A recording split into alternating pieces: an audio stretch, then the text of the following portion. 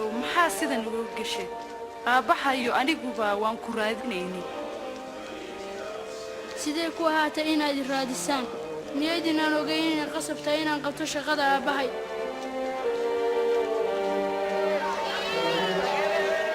oo wuxuu u soo raacay Nasaareed halkaas oo uu ku koray xigmad iyo itaal iyo asaxaan uu ka helay Ilaah iyo dadkaba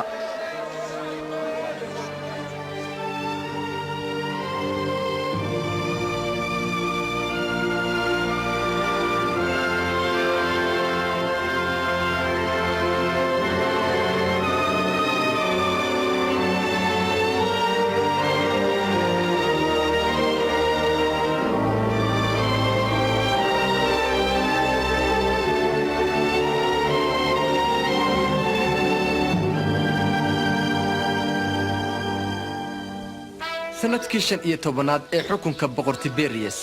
Buntos Pilatos oo gudoomiye ka ahaa Yahuudiya iyo Herod oo xukumayay Galili iyo Anas iyo Kayfas wadaadada sare erigii Ilaah ayaa u yimid Yohana oo dhex jooga lama deegaanka oo isaga wuxuu dhex yimid dhammaan wadanka Urdun isaga oo ku wacdiyay muqursinta toobad keenista iyo dambi dhaafka ka soo leexda dambiyadiina oo halla idin baabtiiso oo Ilaah u cafin doona dambiyadiina sida ugu qoran tahay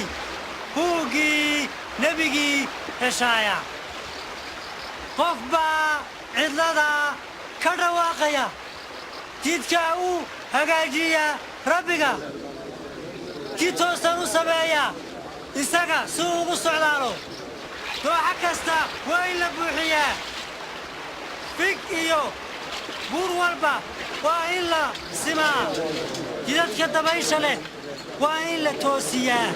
oo waddooyinka xunxun waa in la hagaajiyo oo dhammaan aadanuhu way arki doonaan badbaadinta Ilaah maxaynu annagu yeelnaa wiina meesha jilbiska ahi maxaynu inagu yeelnaa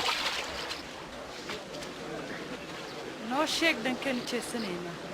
ku kasta oo labo shaad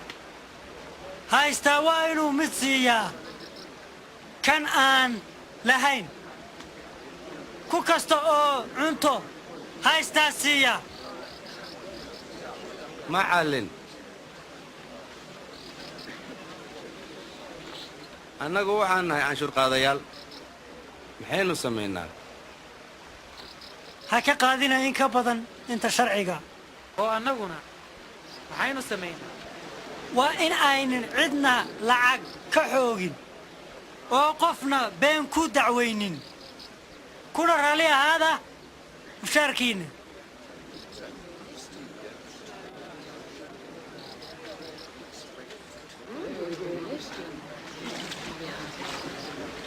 noo sheeg adigu ma masiixa baad tahay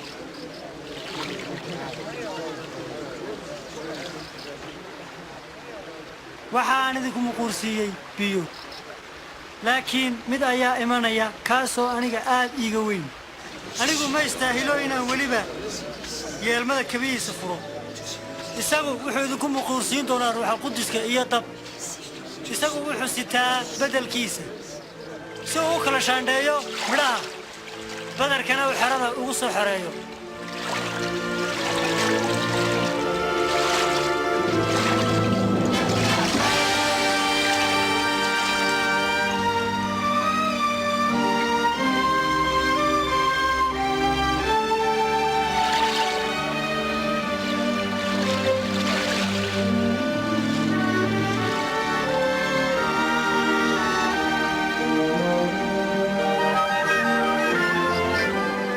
ruuxa quduuska ayaa ku soo duldegay Ciise isaga oo jir qoole oo kala leh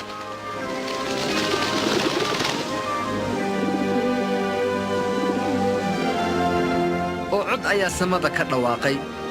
adigu waxaa tahay wiilka aan jecelahay oo adigan kugu faraxsanahay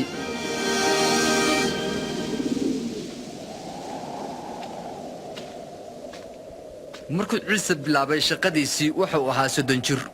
oo wuxuu Urdun ka soo laabtay isaga oo ka buuxa ruuxa quduuska ah